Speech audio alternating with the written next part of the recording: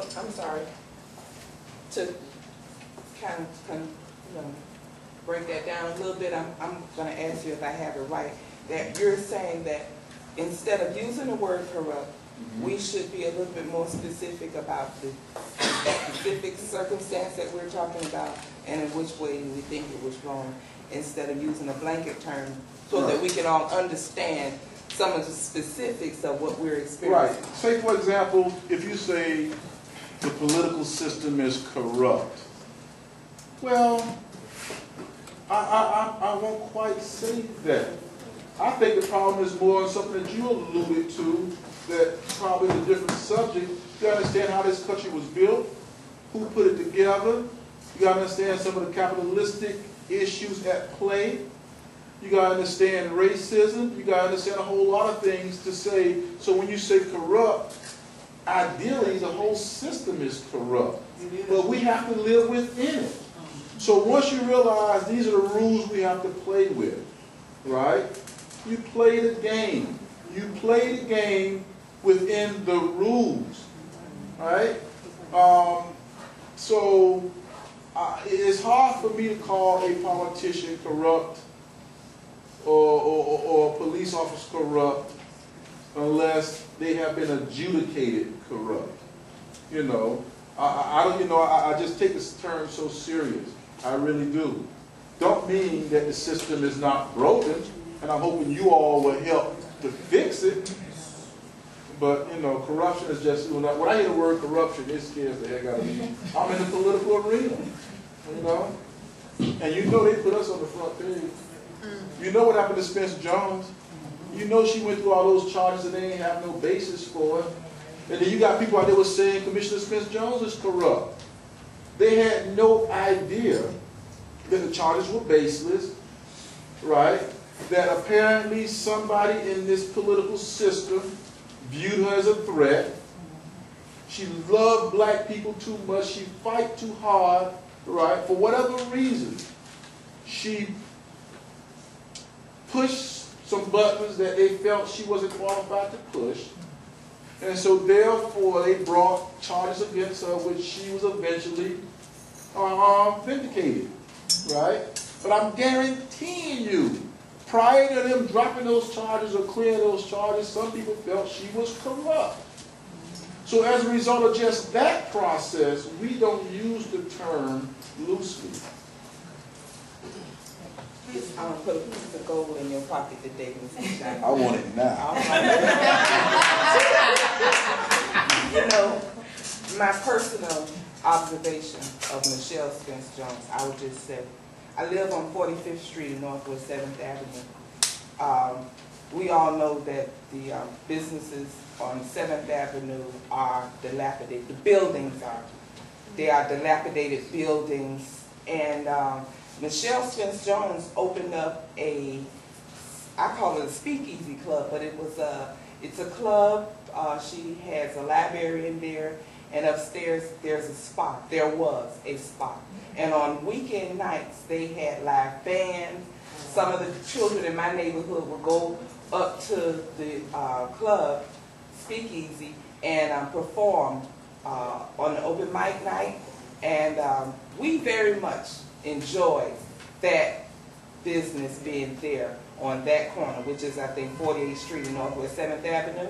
It was the first business opened up in a classy manner on 7th Avenue, and I can't remember how long.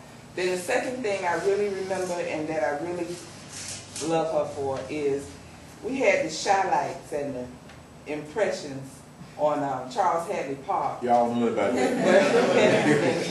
On 4th of July, and I can personally say some of my cousins, older stepbrothers, and just older people out of the community, late 40s and early 50s, first time we ever had a venue in the inner city, live show, live band. We were in Charles Hadley Park, for goodness sake, dressed up, enjoying ourselves. That was actually Michelle Spence Jones. I don't know why, but no other commissioners ever seen it fit to promote some type of activity like that in the inner city. So that's what made me first take notice to her, Michelle Spence Jones. I understood when she Before she started having a problem downtown, we sat around, me and my friends, and we said, she's going to soon have a problem downtown because this vision that she has for the inner city, they don't have that downtown. And they don't want people downtown with that type of vision. Problem is, Michelle Spence-Jones, I don't believe her office knew how to reach us. Those people would have really walked for her and stood behind her. So that gap in her office and our community is something we would love to try to bridge so that we can assist her and she can assist us. And we truly believe she has a heart to do that. And I'll let her know that, those are warm words. By the way, I've only been working with her since August or September. You know, she asked me to come on board, and you know, so I gave up my practice because I believe in her vision, and more so, I knew why they went after her. She's a strong sister, and she is. She really cares. By the way, so you all know, since we're going local, and I'll go back to Treyvonn anytime you want to, Mr. Moderator. Right? Michelle Spence-Jones District is over town, Liberty City, and Little Haiti. Okay? Go and ride through over town and see, and look at that park coming along, right? And they're going to get a gym out there soon. And we're going to get one in Hadley Park next. Okay? She loves and lives this stuff. More so than I can deal with. I can be honest with you. She loves it. Why she was a threat, I can talk about that all day long. But now she's not going to be so event-oriented as much as now she's going to deal with policies and projects. Her background was putting together events.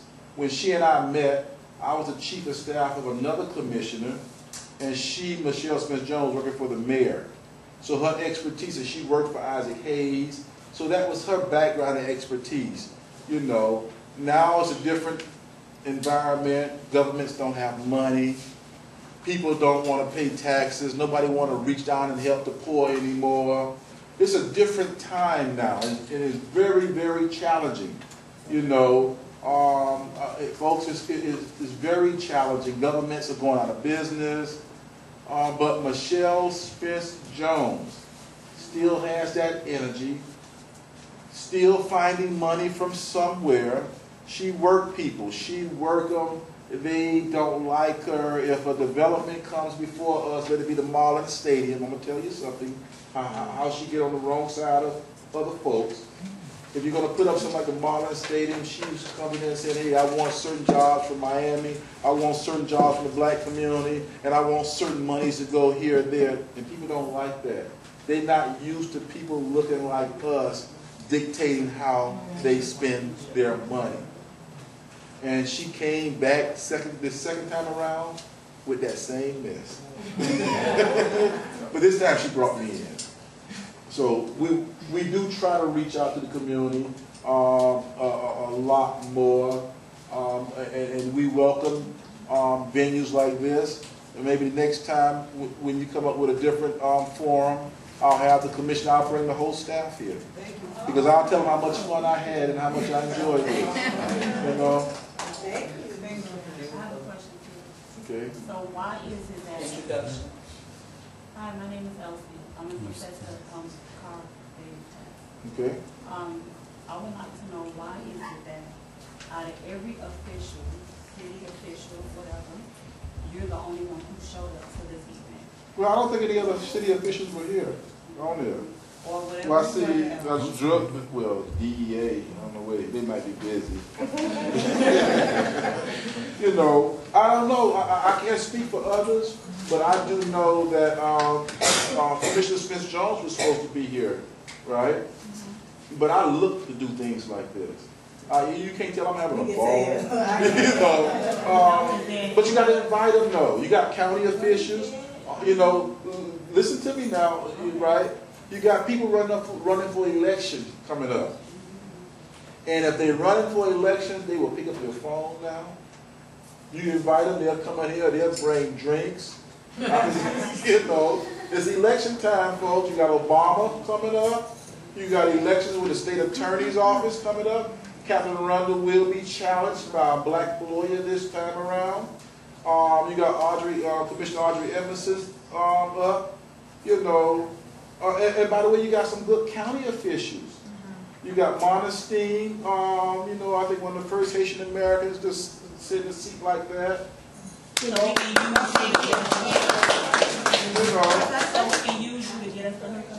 yeah, use our office. Call our office and tell them what you want and who you want, and we'll make it happen. I think the professor wanted to add something. I have a question regarding small business in this community. Okay. For example, how would, if I had a great idea, or one of my students had a great idea, and we were trying to get some assistance in starting a business somewhere along the 7th Avenue corridor, how could? All right. I think I got the gist of it. First of all, if you go to a bank, in order to get money from a bank, you got to prove to this bank you don't need the money. You know, it's hard getting money from the bank. There's a couple of sources, you know.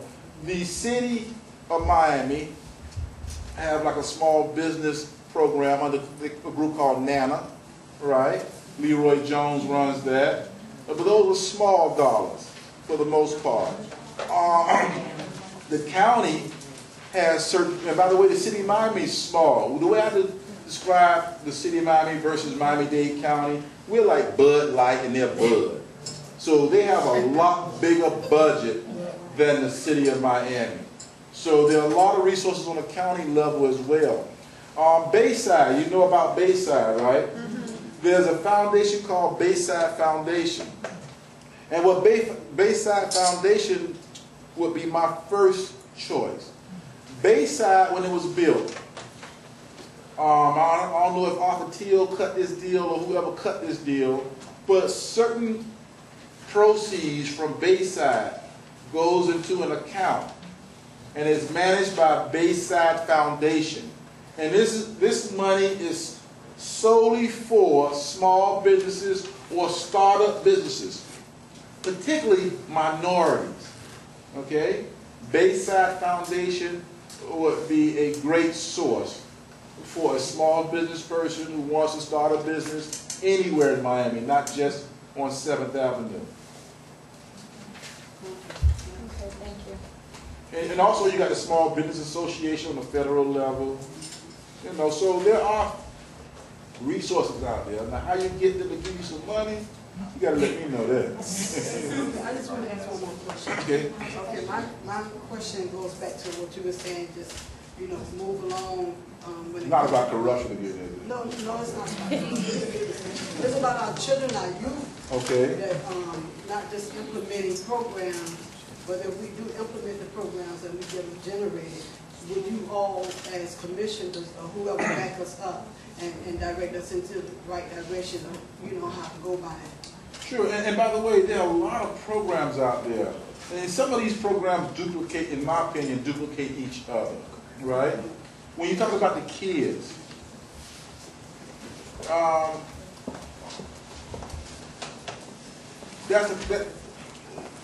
many organizations have to take responsibility. Again, the county, you got the city, you got the school board, so just not the city of Miami, you got the state, Governor Scott on a state level. The federal government has to take some responsibility. And also, folks, we got to take some responsibility. One of the greatest things I admire is when I see on the Optimist Football League, you know, those little pee-wee leagues they have, and when I see those coaches out there, those guys are volunteering, folks. They're not getting paid. And you'll be surprised how committed they are to those little football leagues.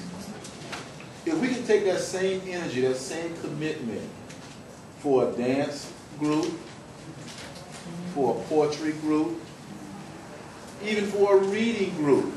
So a lot of things that, you know, I mean, trust me, you need dollars, but I'm telling you, if you get the commitment, usually the dollars will come through. I use that story as an example. Those guys come out there night and day and deal with those children and don't get any money. So sometimes you have to do things from the goodness of your heart. knowing it's the right thing, notwithstanding whether or not you're being paid or not. Excuse me, I'd like to stop and invite Ms. Tony to the panel, please. So you know I welcome that.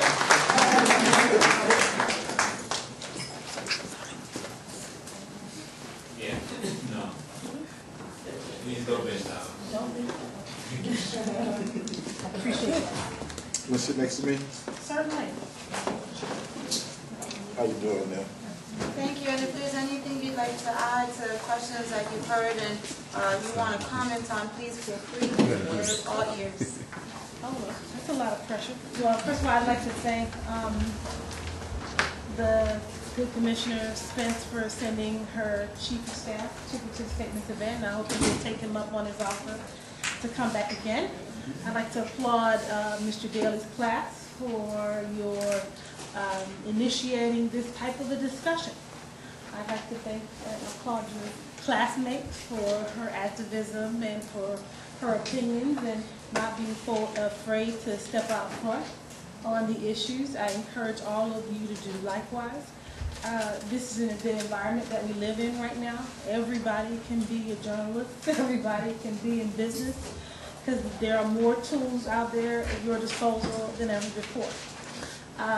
In running this center, as I have for the past 11 years, well, let's just put it this way. I came to higher education from working in the mayor's office in Washington, D.C.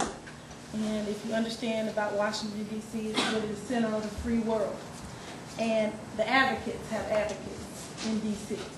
And what you're talking about right now is advocacy and activism and being engaged citizens, which is precisely what we want you to be. But I was a little, moving back to Miami, I was a little dismayed by the low level of activism in this community. So what you're doing right now makes me hopeful that we'll see higher levels of activism in this community, and people will speak up and make their voices heard and make their voices count. Somebody asked a question about, I think it was your professor asked about how can you get money to start a business. And certainly you referred to two well-known resources in the community.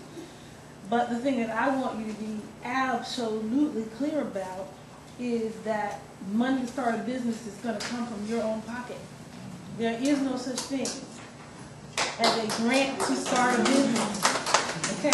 There is no such thing. I mean, you'll get $5,000, $10,000, $25,000, but I've worked with all the groups that you named, and they're great groups doing absolutely amazing work, and I think Nana is doing some of the most innovative work in this community. In fact, I think next week they have a public housing resident who is opening up her own business while she is in public housing. And that's a model that Leroy is really moving forward with. But those cases are extremely isolated. And a person like Leroy has to put in, I can't tell you how many man hours in order to make something like that happen. But business, the nature of business is that it is in the private sector. It is not a public sector domain. Private sector does things that government has no business doing. So you might get $5,000, $10,000 here, but after that, and along with that, you need to be prepared to put up some of your own private investments from your own pockets. And as you grow and mature and your business plan becomes more bankable, then you might attract the interest of some private equity investors. But when you take private equity investment money, what are they also looking for? Interest in ownership in your business. So you give me $300,000, you give me $500,000, you give me $1 million. The more you ask for, the more ownership stake, the higher the ownership stake in your business. So when I first came here, we used to run a conference called How to Get Money for Your Business, and 99% of the conversation was about government grants. And I stopped that the first year I got here because it's an oxymoron to say I want a grant to start a business. That's just not the way it happens. And you are fortunate to live in the economy where now, like I said, you can all be in business doing something that you enjoy doing. In fact, I really enjoy going to the grocery store now because in the bakery section, and you should look for it if you shop at Publix, there's a company called Etta's Cakes, and I forget what she calls it now. But Etta is a little Latino woman that started out south, and I think she started out in Pembroke Pines making the most amazing cakes. And now these cakes are for sale in amazingly beautiful packaging and manufactured and are being available sale at all the local Publix. That's a woman started baking cakes in the house. How many of you know people that bake cakes and pies? That's you, or whoever it is that you know. That's that woman all the way in the back, Dolores Hall, your classmate, who makes some of the most amazing cakes in a recipe that was handed down from her mother, who I've been trying to convince for 3 years to start her own business. So sometimes we stand in our own way. We have the thing. Etta's cakes are no business bit better than Dolores' cakes, except Etta stepped out and did her thing. So that's all that it's about. Stepping out and doing your thing, whether it's private sector starting a business, whether it's organizing a conversation about Treyvonn and the lack of economic vitality in your communities. Half of the business things that happen that we try to get started, people just won't step up to the plate. They won't stay in the game. We have become very risk averse. Yes. We think it's better to have a job than to start our own business. And how many of y'all know there's no such thing as a sure thing in the job market anymore? There's no such thing as a sure thing in the job market anymore. So the risk isn't there. You may as well start your own business.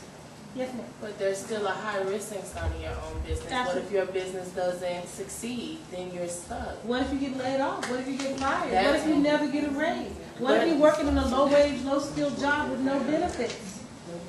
This is a service industry here in Miami. Most of the jobs are service jobs. Service jobs are historically low-wage, low-skill, no opportunity for advancement. Can you repeat that? I'm sorry. You said this is a what?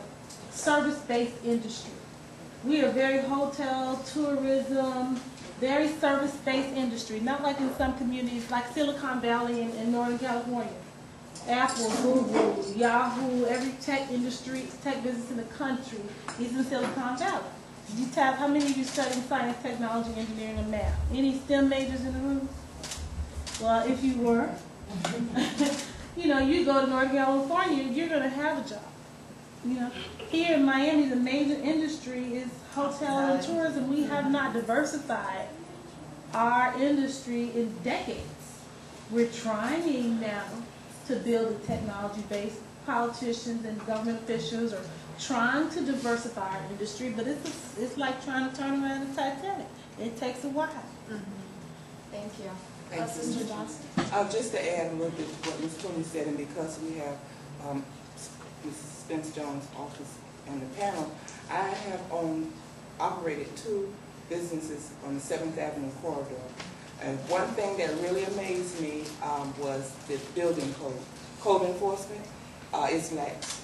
And so what they did in Hialeah was they raised the code enforcement, and which caused all of those buildings on 103rd that were dilapidated back a while. They had to bring up the building code or sell the building, which is why when you drive out West 49th Street now, all of those buildings are new. They're commercial properties.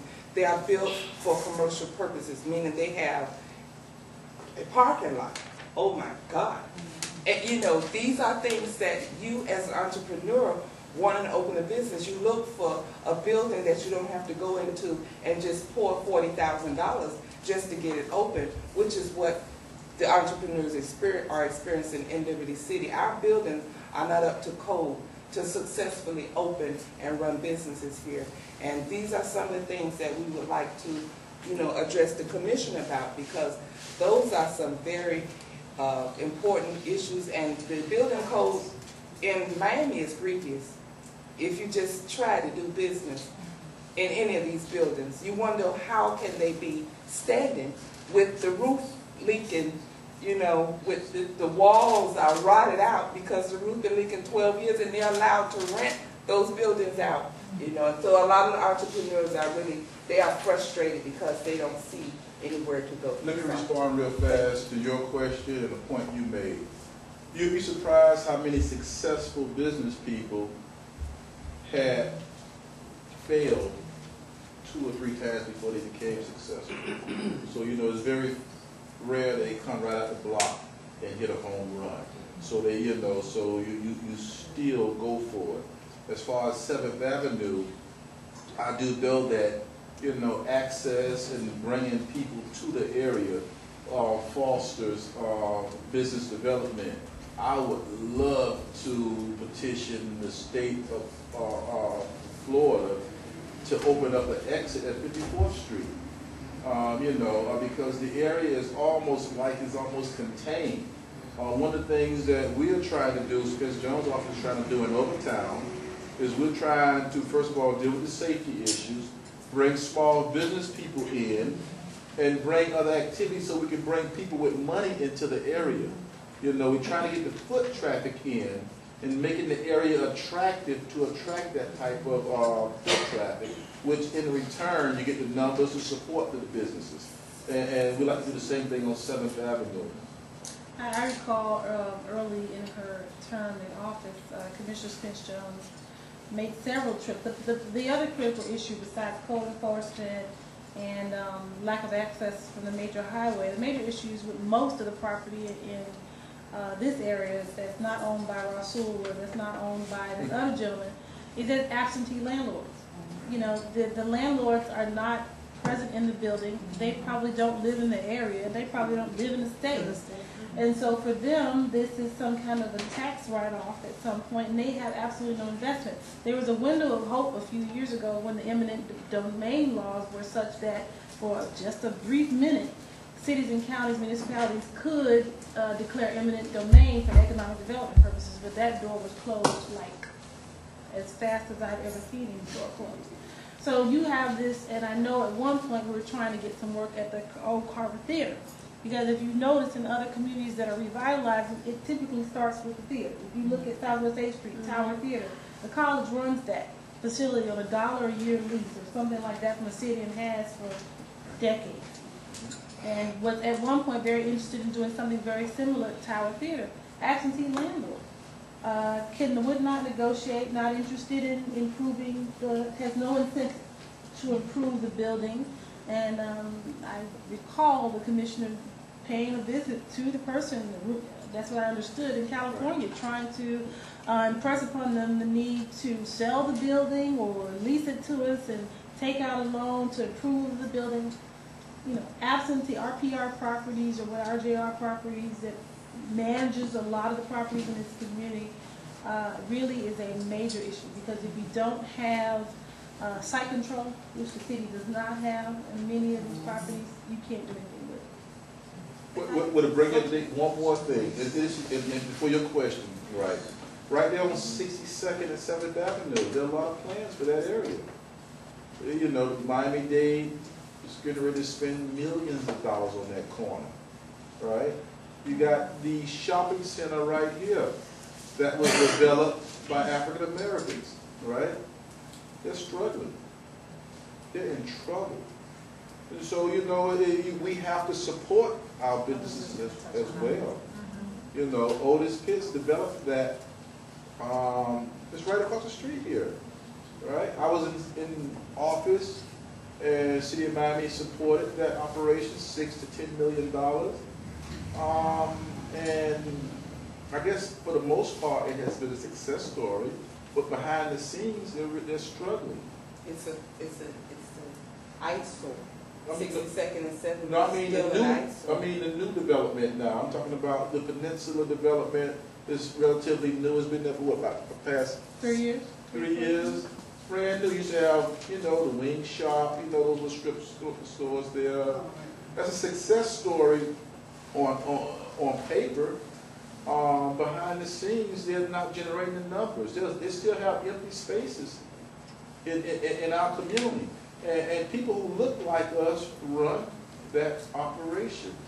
So I don't have all the answers, but I do know the efforts have been there.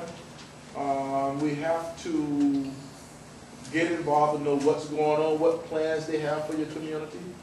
You know, they have big plans for the across the street. I guess you're talking about the eyesore across the street, 62nd and 7th across on the south side. Yeah, I'm sorry, the southeastern side Right. and also the northeastern corner. Okay. That's both of those corners. Right next to the are Walgreens.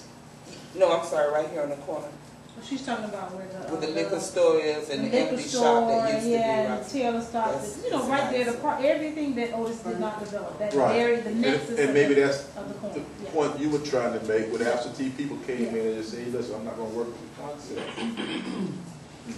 Well, I'd like to add on that also to start your own business, you don't have to right away have a location. You can start online.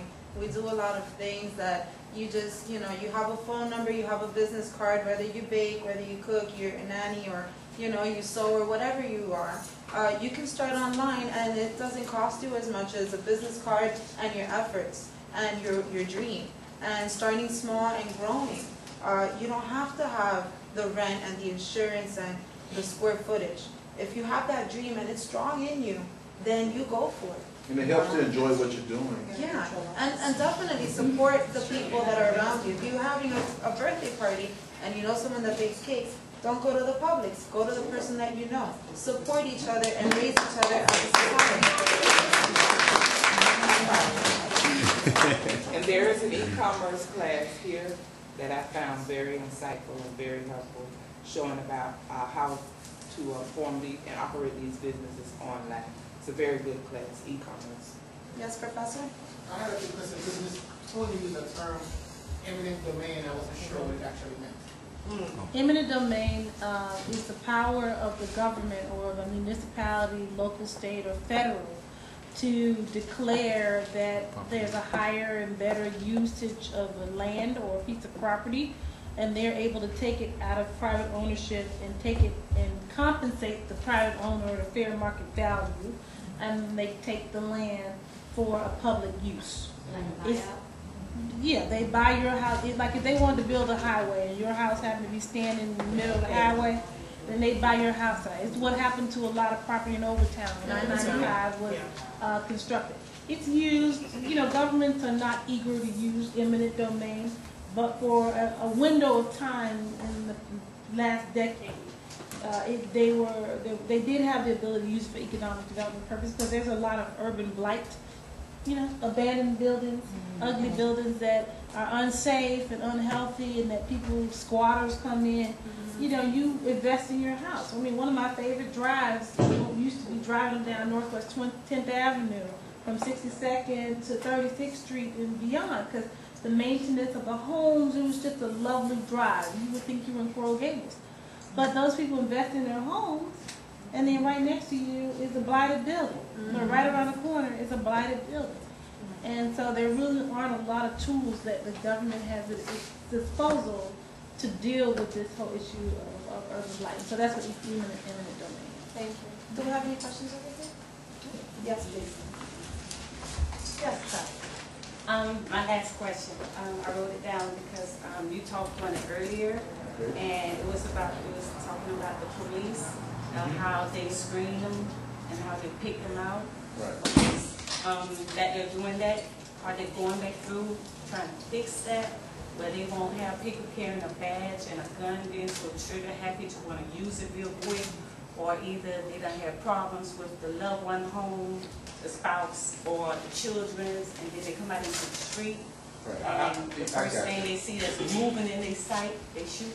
I don't know if they revisit the screening processes, because police would try to tell you that their application, screening, qualification process is sound. You know, every now and then they think, and also particularly training. And I don't know if they go back and revisit those processes after a particular incident occurred. I doubt that very seriously, you know. But every now and then one applicant, a lot of people get rejected, by the way. I can tell you recently we had openings for 31 police officers, right? We only found 2 qualified applicants. So therefore a lot of people were rejected. So maybe they are getting, at least for the city of Miami, being a little more stringent on how they evaluate these applications. But if they're doing it quietly. They better not do it openly, because you got lawyers looking to sue, say, we knew your process was wrong anyway. You know, but if they're not doing it, they should be evaluating, you know, how certain people got through, what did we miss, you know, or if you got a rogue cop. I mean, I ain't say corrupt, but Thank you. Thank you. Any more questions? Yes. My question goes back to the. May I please, I have to stand up again? Yeah. Oh, gee. My question goes back to the fact that about the jobs, and more so about young men that have a background that are trying to get jobs, as far as like felony backgrounds. And even though it was hard for them to get a job, that's why they have the felony. Now it's even harder. I heard that there was a law implemented to where it wouldn't be so hard for the fellas to get a actual, you know, good paying job. Is that true? And are they doing something to help those people? well, one thing it's up to the employer. Some employers are more socially conscious and give you a second chance, and others don't.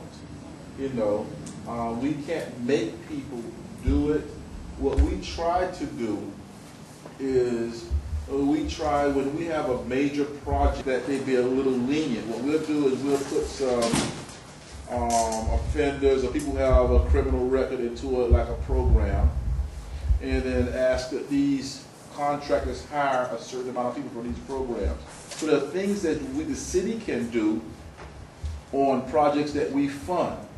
Commissioner Spence-Jones is so bold enough, if a major project comes to the city for anything, let it be a zoning change, let it be money, she tries to push what she calls a first source local hiring agreement. Well, I want your first workers to be City of Miami people, and I really want them to be from my district, right? And we also ask that they work with certain, you got various organizations that are bringing in, what do you call them, offenders? I don't know, people with criminal records. And they got people trying to like expunge their record. You can't really expunge your record if you got a conviction. You can seal it, but it's useless sealing your record because most employers say, what are you hiding? If I'm going to hire you, I want you to agree to unseal it. So we have to get these people just to agree, listen, just agree to give some people a chance. That's a tough area. We're working on it, but it's a tough area. I'll be honest with you. Cheesecake Factory and Grove hire people that have, you know, I can name people who routinely do it. You know. Name a few for me. Well, what's interesting is, like I just told you, Cheesecake Factory. And what I could tell you also is, I don't know the contractor's name, but any major contractor that has a major contract within the city of Miami, Commissioner Spence-Jones district, and I can tell you what the major projects are, right? They cannot turn their head against a application because he or she has a conviction. Now, there are different degrees and types of convictions also. I understand that. So I'm just letting you know. Okay, so they make distinctions. You know, if you got 3 murder convictions on your record. That's highly palatable. You know. If I could add to that, I want to ask each of you to write this down. If you're not reading this book, I really, really, really encourage you to read it. It's called The New Jim Crow by Michelle Alexander. How many of you have read it? You've heard of it? All right, your professor in the back. It's called The New Jim Crow. I had them ordered and put in the library. It talks about the issue of mass incarceration in African-American young men in the United States. Again, back to advocacy and activism, that's an issue because as Mr. Shriver just pointed out, there is no easy way out once you have a conviction on your record. You are essentially relegated to second-class status in this country, second-class status that Michelle Alexander argues mirrors essentially the kind of life a person would have if we were still living in enslavement, period. Okay, it's that type. You are isolated and excluded from all the major aspects in which you need to build a life in order to really show that you're rehabilitated. The other thing is that the parole system is also something that needs to be revisited. Because I've had occasion to hire someone on another job who 30 years ago committed a major felony. And to Mr. Shiver's point, you got to really believe and look into the eyes of that person and understand that may have been who they were at the time, but that's not who they are right now. And I'm talking about people who've been to school and been going to school for years, and something happened 30